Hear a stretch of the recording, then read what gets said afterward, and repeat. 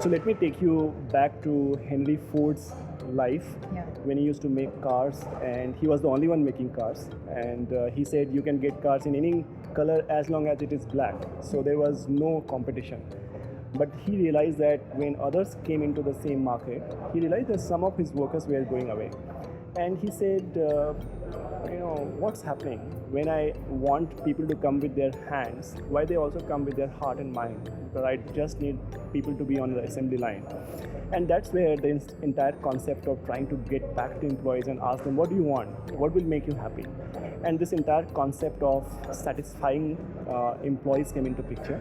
But then later on they realized I might be very happy coming to office because you give me good salary, but it does not mean that I will also put all my heart and soul in the work.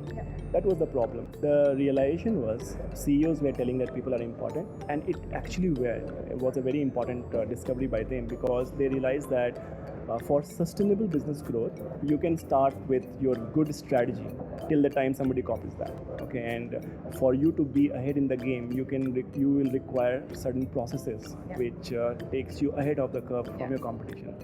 Till the time somebody else again copies it. Then you get into technology, and then you say, okay, can I have the best technology given to our customer, so that creates a differentiation. Unfortunately, the same vendors go and sell the same technology to the other guy. Then again, it ceases to be a sustainable differentiation. Then people realize that you can have the best of the strategy, you can have the best of the processes, you can have the best of the technology, but if you don't have the right people with right mindset sitting there and delivering on it, you will not have a sustainable business model. You can hire few people from few other organizations who have got good culture, but it may not be necessary that they will perform in the same manner in which they have performed in the last organization, because it also depends upon what type of environment we have created.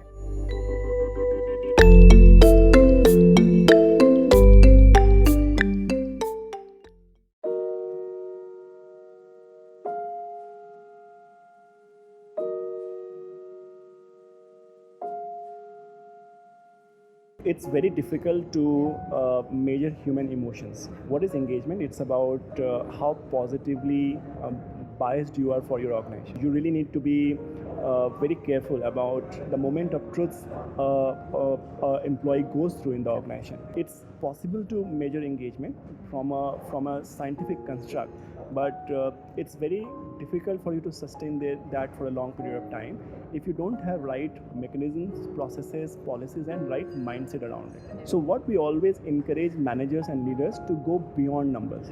And we ask them that what is the mindset in which a person was when you got that particular number, and start conversations. Okay, I think that's the bottom. It's a trigger for you to have conversations with your processes, your people, and your leaders.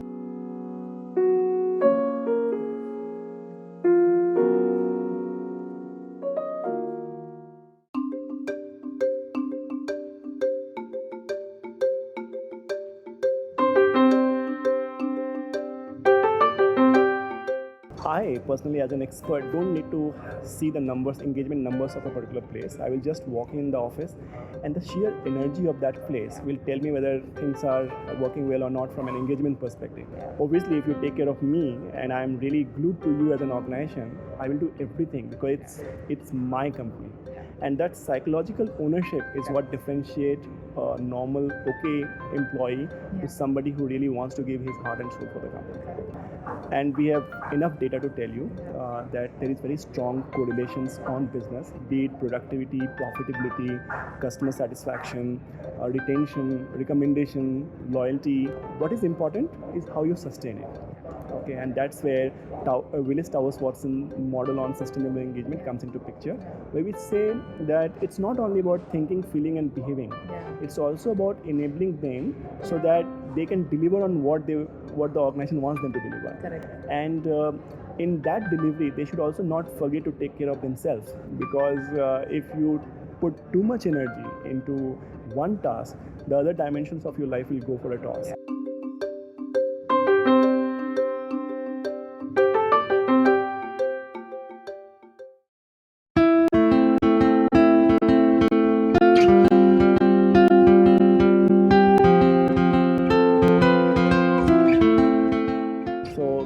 What was very surprising for me that the blind spots buyers have. They don't have any post-survey capabilities around handholding us. So it's like I'm going to the best pathology lab and I'm getting the best MRI to scan me and my organization. But I've spent so much of time, money, and energy that I don't have money left or effort left to go to the doctors who actually can help me come back to my normal self. A lot of people say that very openly that I'm joining you for 3 years because I want that logo on my CV, and then I want to go and study abroad. And I am not here to get engaged and be with you for the entire life. Now, in this context, the question is that are you expecting organizations to do everything?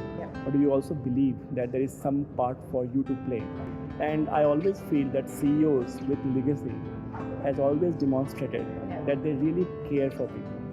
And that's the difference. You can beat the manager, you can ask them to do a lot many things, but if at the end of the day, if I don't see my leaders setting the right values, right purpose, and walking the talk, I think employees will get engaged to the managers, and that is not a good sign for the organization, because when the manager leaves, you will see employees following him or her.